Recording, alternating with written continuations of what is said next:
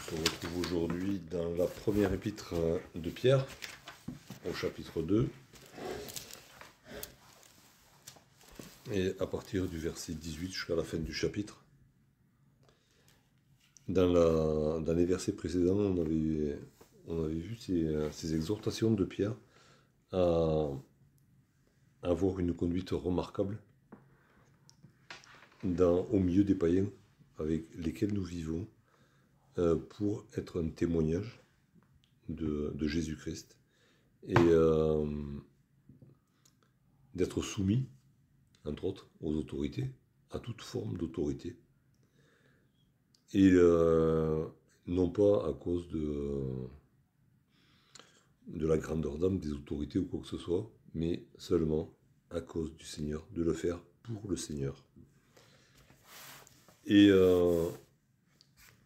Et ensuite, Pierre va décliner un petit peu ce thème du témoignage de la soumission dans différentes applications, dans différentes situations où on peut les uns et les autres se trouver éventuellement. Et il commencera donc par la catégorie des serviteurs, des esclaves. Ce qui colle un petit peu avec ce qu'il a dit juste au-dessus, au verset 17, c'est honorer tout le monde. Et quand il dit honorer tout le monde, c'est le même mot que pour honorer le roi. Et du coup, il commence par citer en premier les esclaves. Et je propose donc de lire des versets dans 1 Pierre 2, à partir du verset 18 jusqu'à la fin du chapitre. Serviteurs, soyez soumis en toute crainte à vos maîtres, non seulement à ceux qui sont bons et doux, mais aussi à ceux qui sont d'un caractère difficile. Car c'est une grâce de supporter des afflictions par motif de conscience envers Dieu, quand on souffre injustement. En effet, quelle gloire y a-t-il à supporter de mauvais traitements pour avoir commis des fautes? Mais si vous supportez la souffrance lorsque vous faites ce qui est bien, c'est une grâce devant Dieu. Et c'est à cela que vous avez été appelés, parce que Christ aussi a souffert pour vous, vous laissant un exemple, afin que vous suiviez ses traces. Lui, qui n'a point commis de péché, et dans la bouche duquel il ne s'est point trouvé de fraude. Lui qui injuriait, ne rendait point d'injure, maltraité, ne faisait point de menaces, mais s'en remettait à celui qui juge justement. Lui qui a porté lui-même nos péchés en son corps sur le bois, afin que, morts au péché, nous vivions pour la justice. Lui, par les meurtrissures duquel vous avez été guéris, car vous étiez comme des brebis errantes, mais maintenant vous êtes retournés vers le berger et le gardien de vos âmes.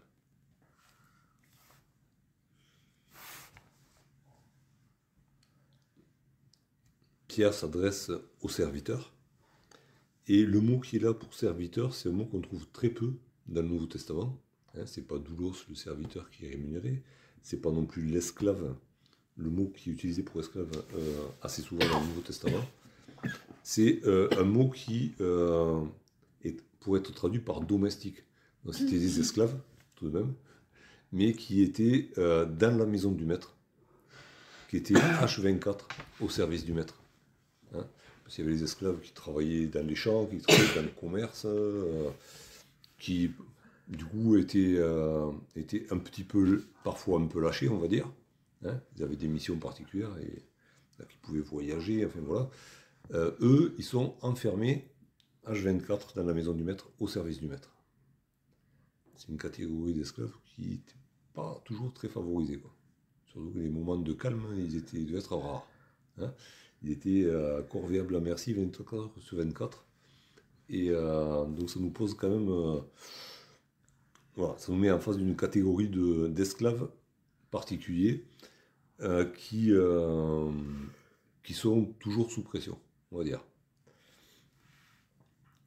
Et à ces esclaves-là, Pierre demande d'être soumis.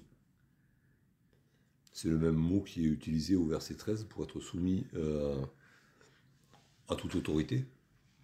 Donc soyez soumis à votre maître comme si c'était le roi. Il n'y a pas de... voilà, il a beau être ce qu'il est, peut-être qu'il n'a pas une position sociale forcément très élevée, hein, parce qu'il y en avait qui avaient des esclaves, ils n'étaient pas forcément rigissimes. Hein. Mais obéissez, soyez soumis à votre maître comme au roi, c'est le même mot. En toute crainte. Et là, c'est la même famille de mots qui est utilisée pour, au verset 17 pour craignez Dieu.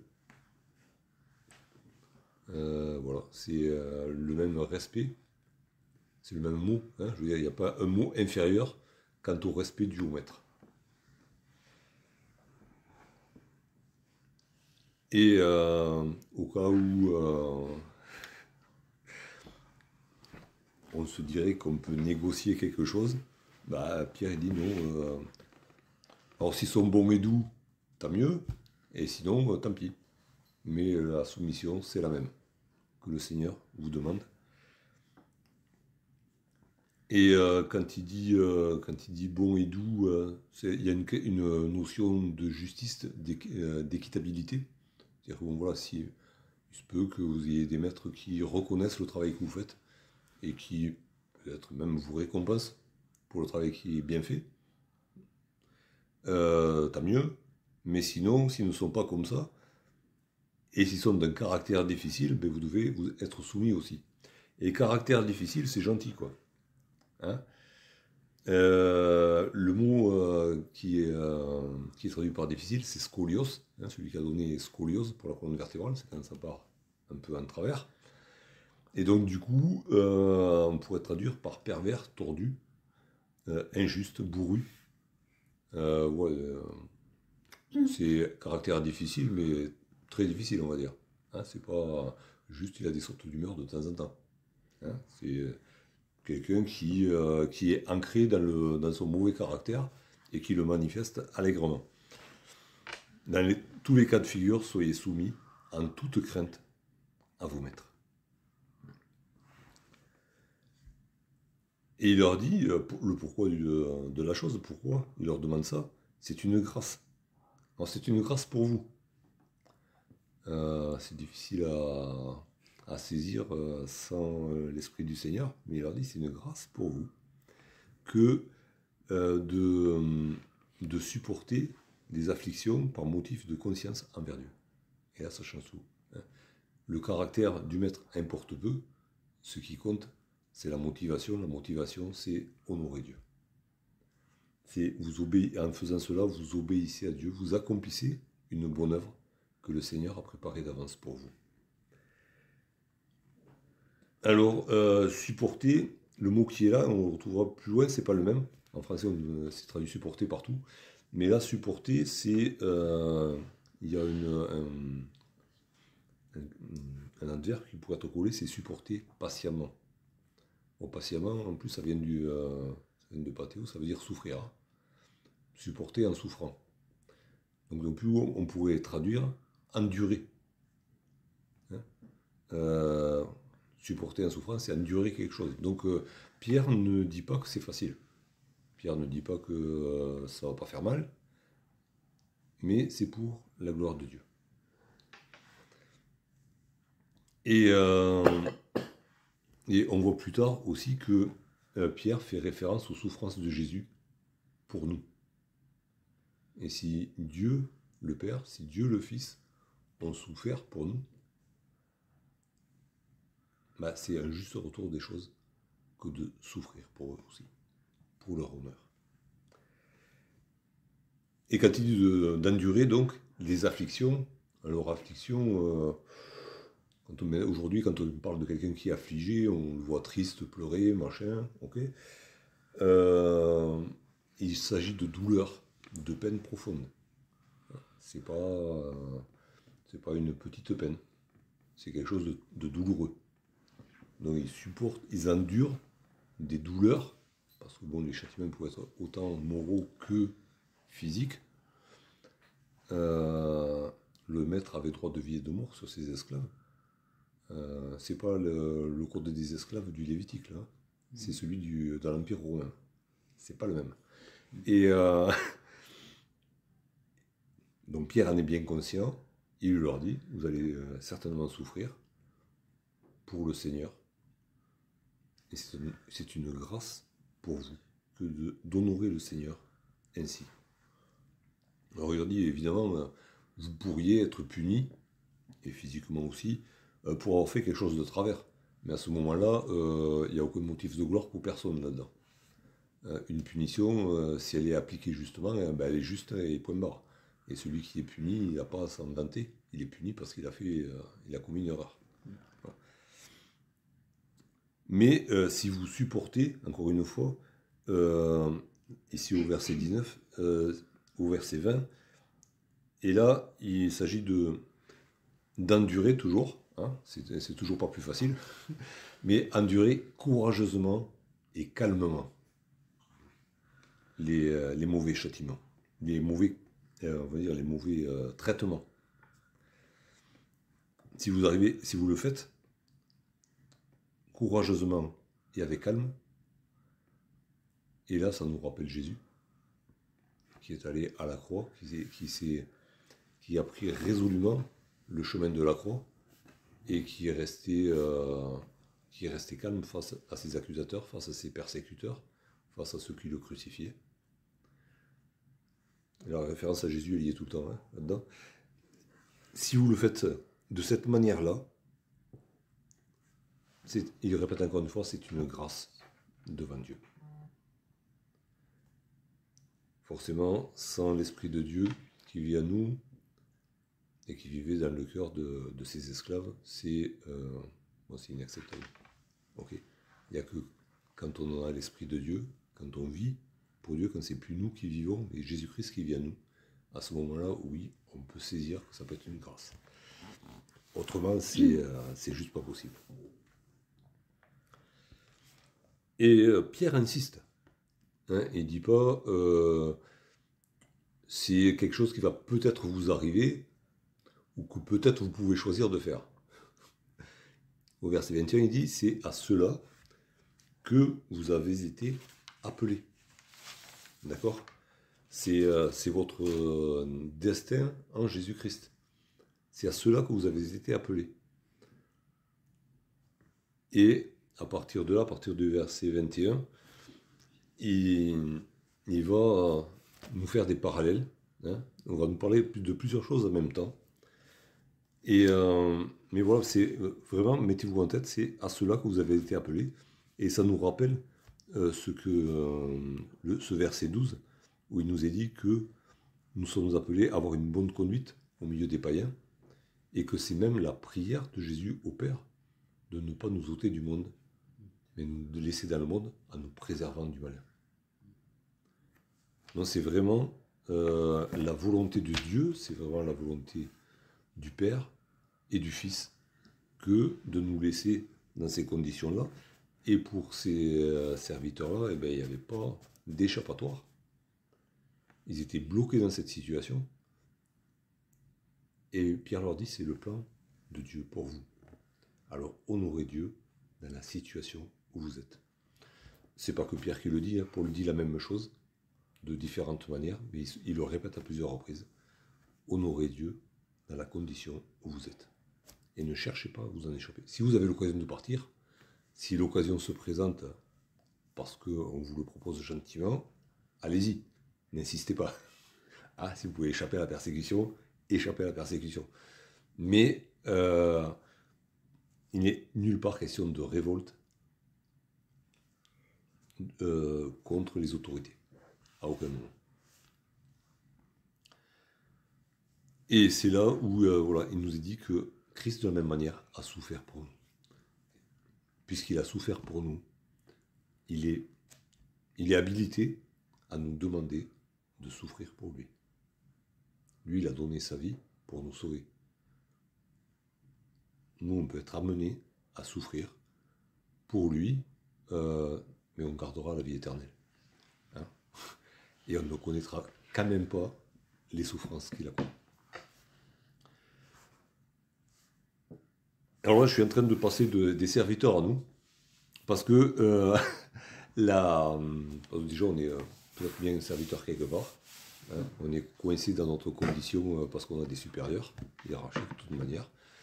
Et que même si on n'est pas des domestiques H24, quoique avec les téléphones, ça peut arriver, d'être H24 au service de ceux qui ont autorité sur nous, on est quand même coincé dans notre condition. Hein, il y en a qui parlent de l'ascenseur social qui s'est bloqué. Voilà, on ne va pas faire de politique, mais voilà. On est quand même soumis à des autorités qui font un petit peu de nous ce qu'elles veulent. Des fois, c'est plus ou moins doux, des fois, c'est plus ou moins rigoureux. Et de toute manière, le dernier verset de ce chapitre, ben, il nous impacte nous aussi, hein, puisque et même les versets au-dessus, puisque c'est la description du salut que Jésus-Christ nous a acquis, et c'est la description de notre trajet dans notre vie par rapport à Dieu aussi. Et du coup, bon, mais ce qui concerne ces domestiques, ça nous concerne pleinement nous aussi. Hein, c'est pas que ouais, je suis pas domestique, ça, le verset 17 à 25, je peux sauter, quoi. De la même manière que après, bon, ce qui concerne les femmes, ça ne me regarde pas. Et puis après, pour les femmes, ce qui regardent les maris, ça ne me concerne pas non plus. Et puis comme ça, on peut arracher quelques pages dans la Bible, quoi. Et on vit plus tranquillement. On est moins impacté par la vérité de la parole, mais non. Donc du coup, voilà, ça nous impacte directement, hein, ce que Pierre dit là. Et à partir de là, il va nous parler, en gros, de 3 choses en même temps. Il va nous parler de l'exemple de Jésus dans la souffrance. Du coup, il va nous parler comment nous devons gérer ces souffrances, ces épreuves, ces persécutions ou ces mauvais traitements de la part des autorités. Et il va aussi nous montrer quel est le but, quel était le but des souffrances de Jésus pour nous.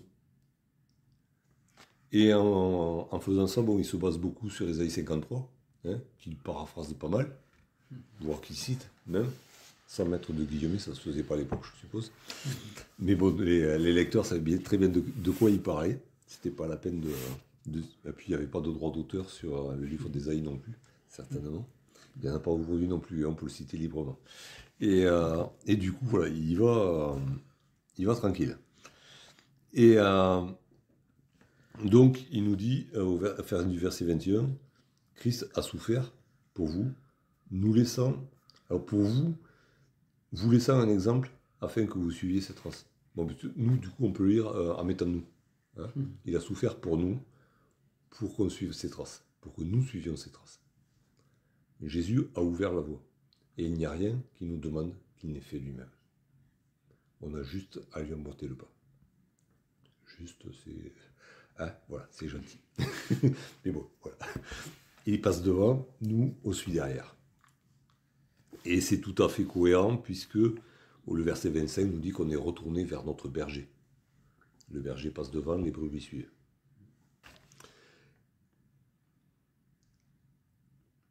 Du coup, il nous fait une description d'abord des souffrances de Jésus en citant Ésaïe 53. Hein. D'abord, il nous donne le contexte. Jésus n'avait rien fait de mal, même pas en parole.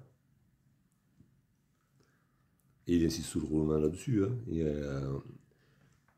Il n'a pas commis de péché, et même par la bouche, il n'a trompé personne. Pas un mensonge dans sa bouche, que la vérité. Il a été injurié. Il a été maltraité. Et il est soft là. Et puis il a pris nos péchés sur le bois, il a été crucifié. Et il y a quand même cette notion en plus du fait qu'il était volontaire pour le faire. Et il a été meurtri. Là aussi, c'est meurtri, bon, c'est les blessures qui saignent. Le mot grec, c'est les blessures qui saignent. Ouais, ça a bien saigné. Il a versé tout son sang. Et comment, de quelle manière Est-ce qu'il a souffert ces choses? Mais il a souffert ces choses courageusement et dans le calme, sans rendre le mal pour le mal, injure pour injure, en s'en remettant au jugement de Dieu. Il avait toute autorité pour le faire, mais il n'était pas là à ce moment-là pour le faire. Il a reçu toute autorité pour le faire, on va dire après, même s'il avait la capacité de le faire avant.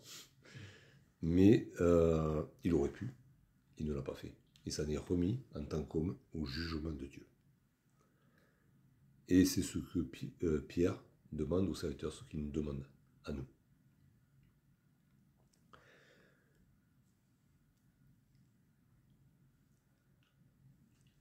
Et le but de ces choses,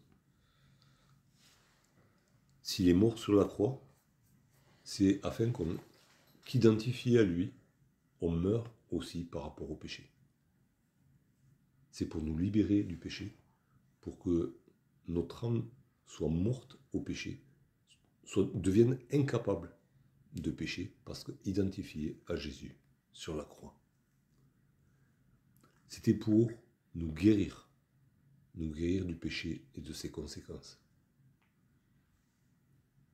et pour nous rassembler. Et là, bon, c'est... Isaïe dit, nous étions, et là, Pierre dit, vous étiez. C'est pas que Pierre s'inclut pas dans le truc, mais bon, il s'adresse aux serviteurs, donc voilà, il s'adresse à d'autres. Mais Pierre, certainement, faisait corps avec eux, pas de problème. Vous étiez comme des brebis errantes.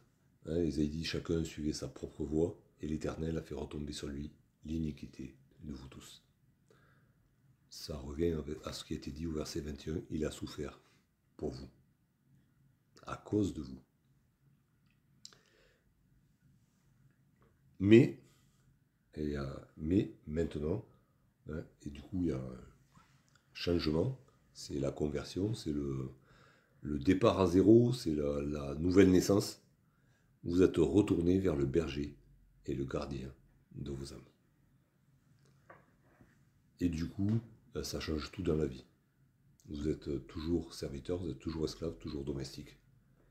Mais votre vie a complètement changé. Humainement, vous êtes dans la même condition. Mais votre âme a changé de condition.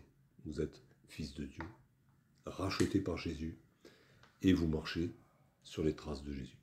Alors oui, Jésus vous demande d'obéir à votre maître, mais en le suivant lui, en vivant de la même manière que lui.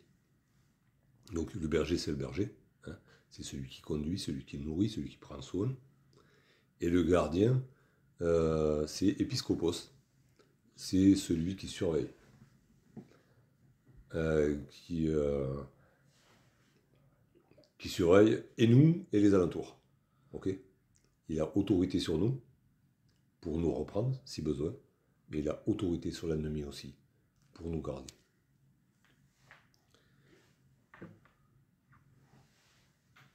Donc un passage très dense, avec un message lourd, parce que les personnes à qui c'était adressé étaient dans une condition sociale très défavorisée. Enfin, ils étaient en dessous de la société complètement. Hein. Ceux qui faisaient tourner la boutique, mais ils n'avaient pas trop au bénéfice. Mais pas du tout. Voilà. Nous, on n'est pas tout à fait dans cette condition-là. Mais on est bien. Hein. Et même il y en a qui ont fait des études à savoir dans nos maisons combien il faudrait d'esclaves pour faire tourner la maison. Quand on compte les machines à laver, les machines, les trucs, et l'eau au bout du robinet, ça ferait beaucoup, beaucoup d'esclaves. Donc on est en position un petit peu de maître par rapport aux bénéfices qu'on peut avoir dans notre société. Même si on a des autorités au-dessus de nous, dans quelque activité que ce soit, et que voilà, ces autorités nous déçoivent souvent, au bas mot, dans leur manière de gérer notre quotidien. Voilà, mais une expérience où je reviens encore. Mais c'est pas une raison pour se révolter, c'est pas une raison Au contraire, c'est une raison pour rendre gloire à Dieu. Le travail doit être fait, quelle que soit l'autorité, quel que soit le maître, est bien fait. Non pas pour faire plaisir au maître quand il est là, ou quand il est sympa, mais pour plaire à notre Dieu. Et pour en revenir à ce qu'il disait d'une manière générale au verset 12, afin qu'il remarque vos bonnes œuvres et glorifie Dieu au jour où il les visitera. Ça, c'est l'objectif à atteindre. Même si ils sont tordus, hein, c'est ce qu'il en dit, c'est ce qu'il dit quand il dit les maîtres qui sont d'un caractère difficile. Hein.